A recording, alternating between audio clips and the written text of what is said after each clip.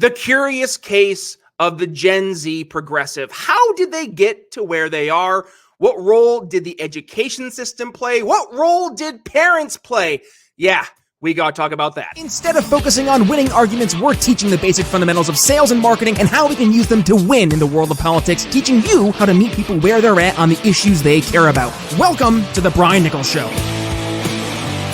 Well, hey there, folks. Brian Nichols here on the Brian Nichols Show. Thank you for joining us on, of course, another fun-filled episode. I am, as always, your humble host, joining you live from our Cardio Miracle Studios here in lovely Eastern Indiana. Recharge your heart health naturally with Cardio Miracle, scientifically designed to boost nitric oxide and energize your body, improve circulation, lower blood pressure, better sleep. 100% money back guarantee. It's a win-win-win-win type of opportunity here. So you head to briannicholsshow.com/heart, or just head below into the show notes or in the YouTube description.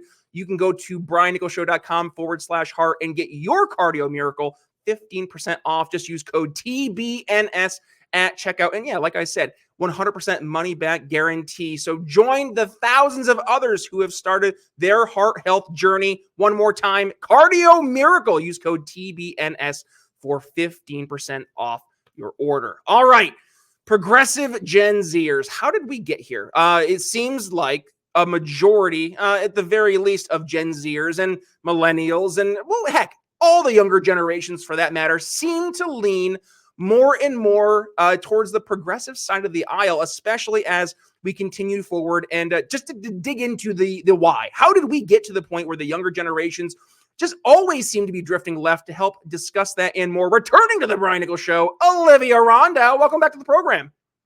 Thank you so much for having me. I'm happy to be back. Great to have you. You've been doing a lot since you were last on the show. Let's see. You recently joined Breitbart. You have your podcast, Unindoctrination. Olivia, Indoctrination. Sorry. There you go. When have you found the time to sleep? I'm curious where you had the time to do all this new stuff. Yeah, I know. Well, it's kind of rough. I'm actually cutting into my bedtime right now. Just kidding. So it's actually not too bad. I think I finally found the balance. And I guess last year was like my roughest year trying to find like the work life, social time balance, but I finally got it down. So have time to come on your lowly podcast, from my high tower. So indeed. Olivia, let's dig into the fun stuff today. This is where people show up, right? To listen to the back and forth, and specifically in the conversation that we wanted to outline today, progressive Gen Zers. So let's kind of kick things off, right? And this isn't just Gen Zers, I guess, and I'm picking on them because they are the young generation that's voting right now. But you saw this in millennials. We see this in Gen Zers. And heck, we're going to see it. We are starting to see it with Gen Alpha, the generation after Gen Z. So, Olivia, you're not just working in this space. I know you do a lot of work talking about how, we look at the social issues as it pertains to the younger generations. But you also just went through this, right? You're in your low mid-20s. So you just kind of went through what a lot of the Gen Zers have been going through, are going to be going through. So just kind of give us a little bit of the groundwork. Where do you see we've gotten so far off the beaten path when it comes to so many young folk being open to these progressive left-leaning ideas? It's so crazy for me to witness this as kind of like an older Zoomer, because I talk about how I kind of went through this transformation or indoctrination, kind of why I named my podcast Undoctrination. But about 10 years ago, when I was in like my early teen years on Tumblr, and, that was kind of notorious for being the birthplace for a lot of left-wing activism and Marxism within people within my age group. So this is where I was introduced to transgender ideology and non-binaryism and pronouns and Donald Trump as a racist. Like that's where I was introduced to all of those ideas. Thankfully, my phase was very short-lived. I was my freshman year of high school when Donald Trump announced he was running for president. And during that time, it was a very hyper-polarized issue, obviously online and in real life. I mean, I remember when he was elected and kids in my high school were literally crying real tears in the hallway at school. So wow. At that time for me to see it, and I was kind of a new conservative at this moment because Trump was a little bit, I guess, the catalyst for me to actually explore conservative ideas and beliefs and say, oh my God, I don't actually have to fit into this box as a Zoomer, as a Black woman, da da da da. So, but to see that fast forward 10 years to now, where TikTok is the big thing. I guarantee it's like 100 times worse than Tumblr, guys. And when I talk about my story to, Gen X and boomers and even elder millennials who weren't familiar with Tumblr back in the day, they're like, oh my God, it sounds so crazy and indoctrinating.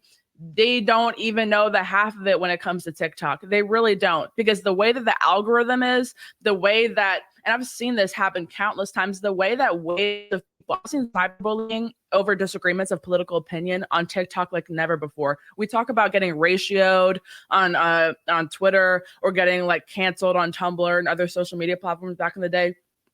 TikTok is a whole new beast.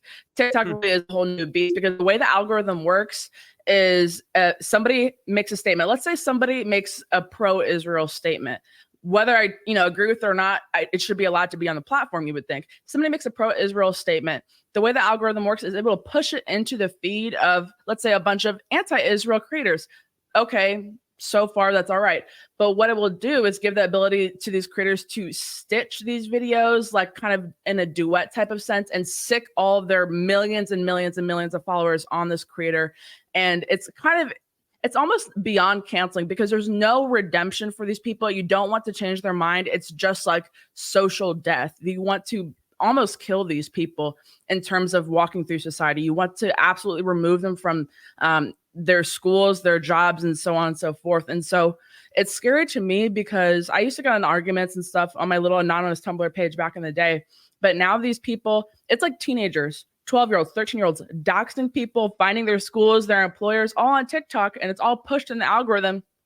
And, it's just very much encouraged by these older creators who are around my age. They're the older Zoomers who are kind of like having these armies of younger Zoomers and Gen Alpha just do their bidding. And it just seems impossible. If I was a TikTok leftist kid today, I may not have ever gotten out of that, Tumblr mindset, because there's just way more pressure, and people really don't understand. Because, millennials and Gen X, of course, they grew up with fads, and even boomers, they were all hippy dippy liberals back in the day. But these fads and trends weren't pushed by thousands and thousands of people attacking you on social media. You may have gotten in disagreements or even physical altercations in real life over it a handful of times. But when people are sending like bomb threats to your house and to your school over a disagreement on TikTok, why would you ever change? Why would you ever break out of that cycle? So I'm actually very frightened for Gen Alpha. And, we're already seeing the effects. The reason I brought up the Israel-Palestine thing is because I think we're seeing the most polarization. It's kind of like when I was at that age, it was the 2016 election. Now it's Israel versus Palestine. And I just wrote a news story the other day for Breitbart about how a pro-Israel teacher in a New York City public school had to be barricaded in her classroom after a riot broke out because students found her personal Facebook where she had posted her attending a pro-Israel rally. And the posts were like the kids were recording videos and posting them on TikTok. Like, look at us terrorizing our teacher. Like, they were proud of it. And thousands of comments were like, yes, I'm so proud of this generation. We're going to get Israel. We're going to get all these Israel teachers out of here. It was insane. But that's the narrative, and that's the message that's being pushed by the algorithm. And you have all your friends, I say friends very loosely, all these people basically reaffirming what you think is real, right? What you're in your group think in your little bubble that you're regurgitating because this is what everybody else is saying. And you said something, Olivia, I wrote it down.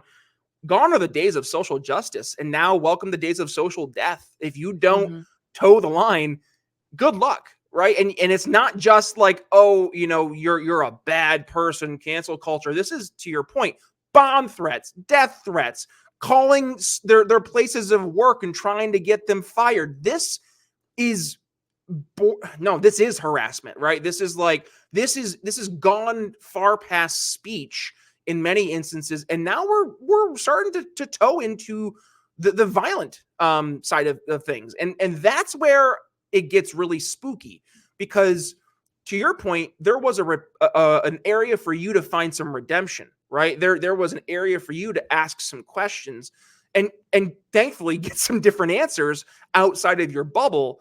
But based on what you just kind of outlined with not just Tumblr back in the day, but now specifically TikTok, and you look at how the algorithms play such an important role in determining not just what you see, but what you will be engaging with, it funnels people more and more towards these hyper aggressive types of mentality that now we're seeing are drifting into the world of violence. So I guess, you look at all that, Olivia, and any average person, I'm sure, listening to this podcast, they're probably a little bit scared, because it's like, well, what do you do then? What you don't just go turn off TikTok, or do you? You don't just go and get rid of all these government colleges that are out there being propped up by taxpayer dollars, or do you? Right? So I guess to your average person, they hear this big problem.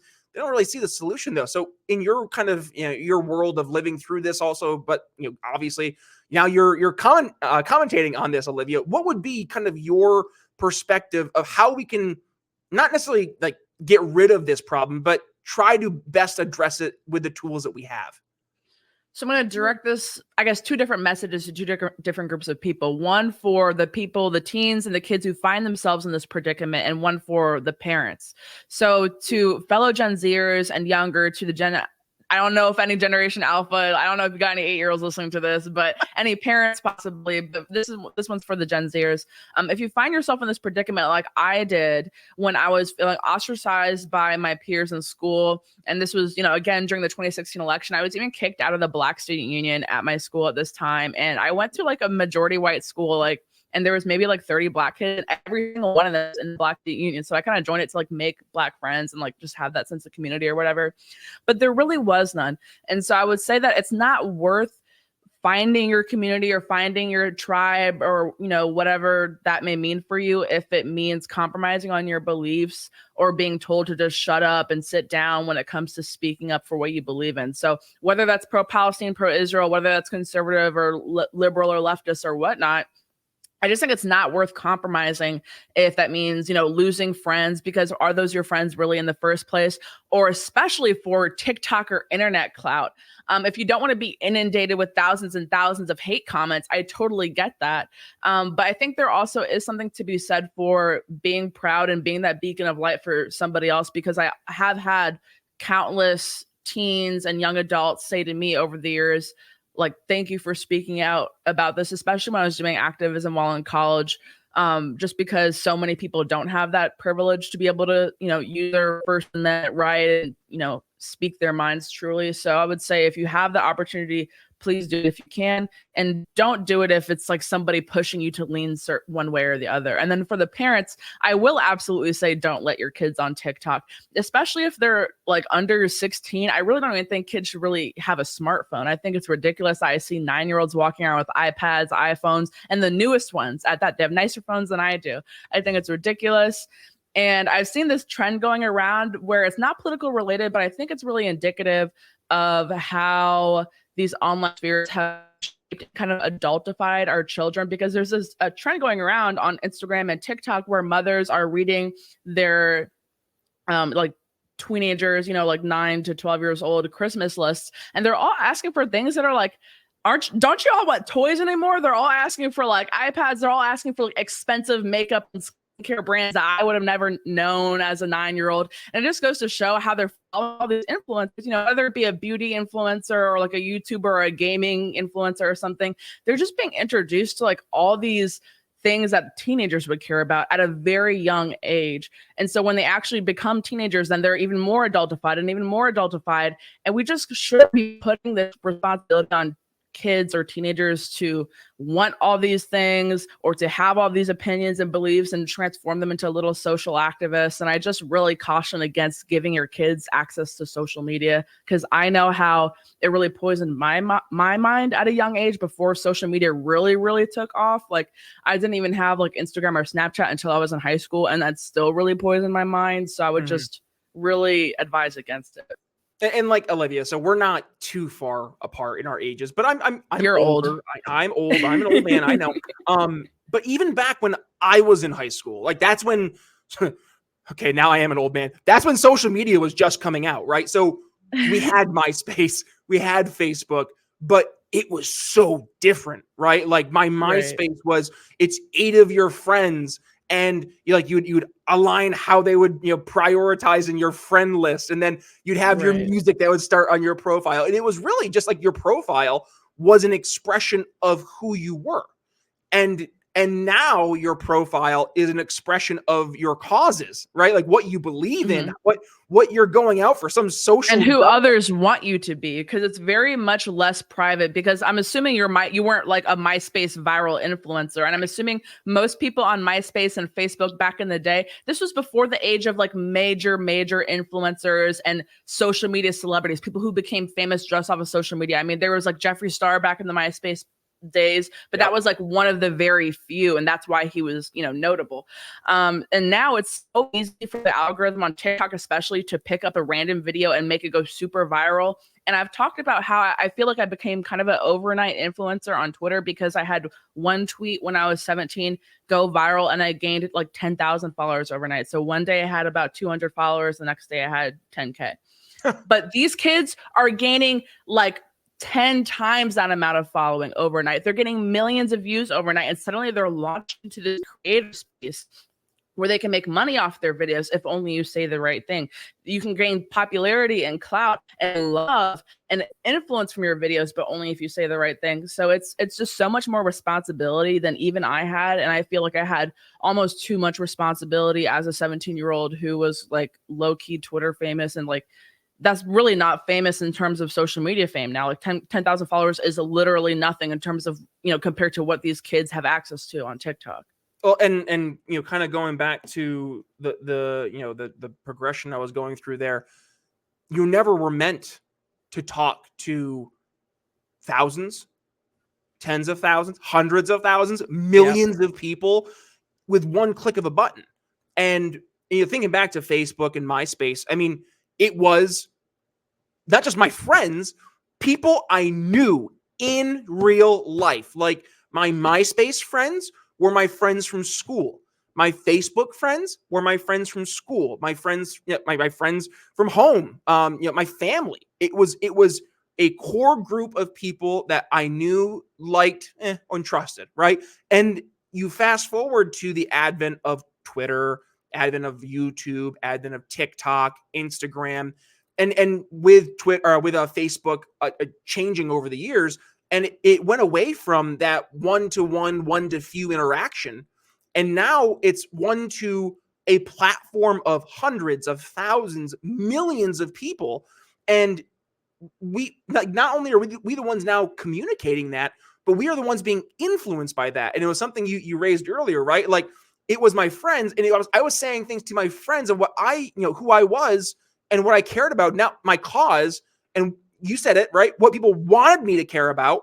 Now what's happening is I see the social pressure, and I'm saying let's say all of us, we see the social pressure of 400,000 hearts on a tweet, or 1.2 million likes on a Facebook post, or 2 million hearts on a TikTok. And that social influence that is subtly there, it does influence us, because you're like, God damn, do that many people actually think this way? And it kind of it messes with you a little bit, because what we think is the real life versus the fake real life that a lot of these algorithms push, they're night and day. And that's why I always tell people on the show, like, go talk to the person in real life, because what we think is important on the social media sites, more often than not, really doesn't impact your average person. But it is those people, and going back to the topic of conversation for today's episode, Gen Z and Gen Alpha in particular, because those are the two generations that have grown up entirely in this online space. Now that has become the norm. That is the expectation for any use of social media. It's like you're using it to become an influencer, or to gain notoriety, or to build your brand and your influence. It wasn't just to like, hey, I want to connect with my friends, right? Like I want to see what Bill's doing from high school I haven't talked to in 5 years. Like that's where it has really changed. And going, I guess, forward, Olivia, we have the TikTok. The TikTok. I sound like such a boomer. We have the TikTok. We have TikTok. We have Facebook. We have Instagram. We have Twitter. I guess we have Threads. I don't know.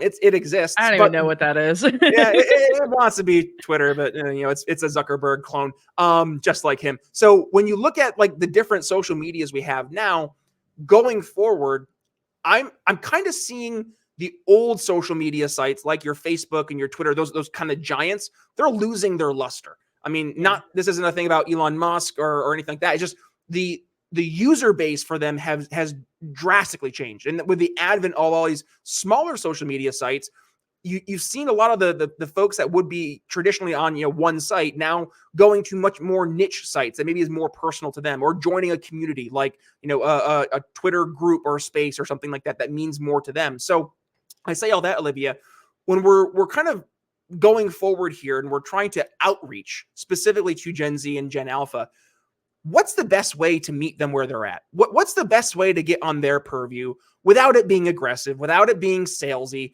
Like, how can we enter into the conversations that they're having organically without it being Boomer Brian coming in here and trying to be like, hey, kids, how are you doing today? Like, what's the approach that we could take to actually have some real success in hoping to change the culture and change the way that they're having these conversations? Not to toot my own horn, but I think you have to kind of enlist, so to speak, like Zoomers, older Zoomers like myself, who know how to speak about these things in terms that younger people understand. Teach me. So I am not a TikTok influencer, but I've gone back and forth in my head. Should I really, start taking it seriously? Just post some of the clips of me on Fox and clips of me on podcasts to TikTok, just because I know podcast clips and TV clips tend to go pretty viral on there. I think the algorithm does like them. Even if you're sharing controversial opinions, the algorithm kind of loves controversy. So it's just kind of a thing where, do I want to open myself up to receive all these types of hate comments? But after some time on, social media, I think I can stand it. But so, yeah, I think the answer is to not run from the platform. It's to actually go in there and spread it. I mean, there are people who have successfully done that. If you're familiar with like people like Brett Cooper, who has like a wildly popular TikTok page, she reviews things and does reaction videos, which Gen Z loves. That's like the main type of content that Gen Z loves, is like the streamers, the reaction gurus, the people, the influencers who react to other influencers. That's kind of Brett's candy right there. That's what she goes for. And it's kind of genius, because even if the kids don't like what she's saying, they like to watch somebody react to some crazy stuff. Right. So I think that she's a great example. And there have been a couple other Gen Z people, conservatives who have made waves on TikTok. And so I'm thinking of, at least throwing my hand out on it, because I do agree with you that a lot of people have left Twitter and Instagram for more niche sites, or they just don't care about it anymore. Like, I feel like the days of really funny tweeters are kind of over. Like, there used to be accounts, like even like, they were, I guess, like gimmick accounts, but the days of funny gimmick accounts and things like that are over. They've all moved to TikTok because it's easier to be funnier on TikTok. The algorithm thinks it more, and people on, Twitter is where people go to talk about serious things like politics or to complain. So I think that a combination of things is people actually go to TikTok, conservatives go to TikTok and go to Instagram Reels and all these little spaces and actually get the message out, and also try to make more content for Twitter, and bring more traffic back. I have my different opinions on Elon's, buying of Twitter. Overall, I think it's a plus for free speech and for our movement. But in terms of, advertisers leaving the platform and a lot of people deleting their accounts and stuff, obviously, I mean, we see that happening. You can't even deny that that's happening. Oh, so, yeah, I think a combination of methods needs to be taken. All right, Olivia, we are at the tail end of the show, which means we go towards our final thoughts segment. And if you're cool with it, I'll kick things off. When I'm looking at this conversation, it's not necessarily a tough conversation to have, because it's pretty straightforward, right? Like, you see the younger generations, they're going to their bubble to have a conversation away from the old folks. Yep. Makes sense. But it's much different nowadays, because it seems that when they're in that bubble, that there is no check on it, right? Like before, if you were in your bubble and then you like somebody overheard you in your bubble, you might get called out in that bubble. Or maybe like you'd have the idea, maybe a little bit supplanted by something else somebody else mentioned as another alternative idea. Whereas now when you get into these echo chambers, it's much more difficult to bring in an alternative idea. And I'm very thankful, Olivia, that we were able to get you out of that echo chamber over in the Tumblr worlds before we got to this point where once it seems people now get into their tribe, they're stuck. I think back to I'm from upstate New York. I'm used to the Amish community, the Amish culture, and in the Amish culture, it's very common that if you decide to leave the Amish culture, you're gone from that culture, right? And it seems that mentality has kind of carried over into these kind of like little tribal groups on social media where you don't like toe the line exactly as we say. Well, you're no longer not just part of our tribe, you're no longer a person to us. You don't exist. And we really have to do a better job, I think, when those folks who they've been told you're out, you're kicked out. And this isn't just like, for Gen Z on social media. This is for other folks that we see get kicked out of their little echo chambers. We, as the folks on the right side of the aisle, we have to do a better job at welcoming them in and helping almost the rehabilitation process, right? We have to be there. Mm-hmm. So I guess I'll wrap my final thoughts up, Olivia. We need more people like you. We need more people who are willing to embrace with empathy, right? When people are saying, yeah, maybe I made a left turn, right? No pun intended, but I need some help now. I need to see a different way of seeing things. So thank you for what you're doing. Thank you to the other folks out there who are trying to fight back and doing so through the culture. So that's my final thoughts, Olivia. What do you have first on your end? I think I'd just like to expand on that because, yes, we should be the people to rehabilitate the pariahs of the left who have been excommunicated from their holy church and now feel politically homeless, because that's what happened to me. I mean, I can criticize a lot of MAGA people. I can criticize, Trump Republicans and stuff, for a long time, but they were the first group of people who took me, with being a young minority woman. They took that and said, you can actually fit in here. Now, later, I did feel a little bit more boxed in and kind of expanded my thoughts into libertarian philosophy and just kind of conservatism in a broader sense than just the MAGA movement. But I will give them credit for, helping with the rehabilitation process. And to that point, I would just caution a lot of right-wingers and libertarians and conservatives are then still looking at ex-leftists as some type of you're just unsavable. We just can't save you, because who would fall for that? Because so many prominent conservatives and libertarians used to be leftist. And that's, I mean, I know that people get shamed for it. Like, oh, so-and-so used to be a Marxist. They voted for Bernie. They voted for Hillary, da-da-da-da-da. And I've only ever voted for Trump. But I can say that if I was old enough to vote when I was in my liberal phase, I would have been 100% pro Bernie, probably. I would have either voted for Bernie or ended up voting for Hillary Clinton. So it's just a thing where I don't think we should judge. I think we should be open to receiving those, and especially from demographics that the left targets. I think we should stop ceding ground to the leftists when it comes to LGBT. I think we should stop writing off people. Like, let's say a gay person comes over and they're ex-leftist, or they got kicked out of the leftist for not wanting to promote transgenderism, but they're still gay. We shouldn't turn our nose up at that and be like, well, you're gay, so you're ex-leftist, you must support that, you must support this. Why? You're acting exactly like a leftist, saying that they're gay, they must be in this leftist box. So yeah, let's just be better. Be better. I like it. It's a good plan of attack. And if we follow that plan of attack, I think we'll be in a better spot tomorrow than we are today. So with that being said, Olivia Rondeau, I appreciate the conversation. And folks, if you enjoy the conversation, which I know you did, well, go ahead and, you know the drill, give it a share. When you do, tag yours truly over on Facebook and on X at B Nichols Liberty. Olivia, where can folks go ahead find you if they want to continue the conversation?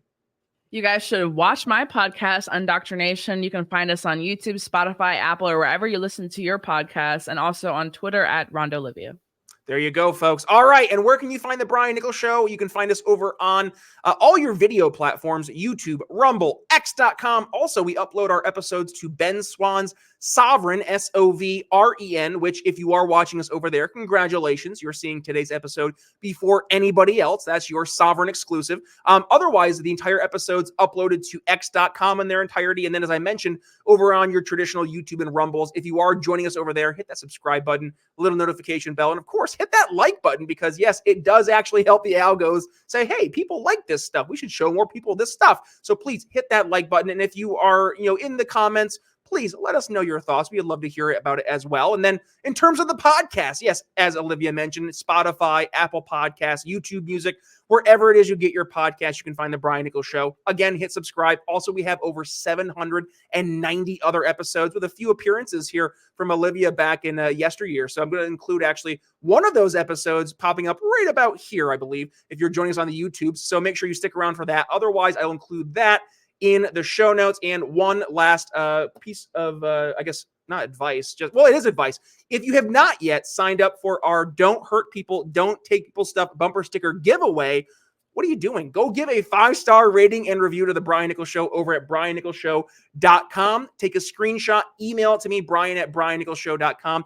Enters you in to win this bumper sticker. And by the way, once you enter into that, not only could you win this bumper sticker, Olivia, get this, you are then entered to the grand prize, which is a $100 shopping sweepstakes over at our shop over at Proud Libertarian. We have backpacks, bumper stickers, snapbacks, hoodies, all that and more. And with it being the holidays, might be a good time to get some awesome Christmas gifts for that Liberty lover on your list. Just make sure you use code TBNS for 15% off your order over at the shop. That's all I have for you guys today. Olivia, any final words for the audience as we wrap things up? I just want to say I don't even have a bumper to put that sticker on, but I kind of want one now. It looks cool. Well, there you go, Olivia. 5-star rating and review. Yeah, this could be yours. No, I'll make sure, folks, we'll include those links there in the show notes. Olivia, it's been a great conversation. And folks, again, if you got some value, you know the drill. Share the episode with your friends and family, especially those Gen Zers and Gen Alphas, even though they're 8 years old. Interrupt Bluey. This is more important. With that being said, Brian Nichols signing off here on The Brian Nichols Show for Olivia Rondeau. We'll see you next time. Thanks for listening to The Brian Nichols Show. Find more episodes at briannicholsshow.com.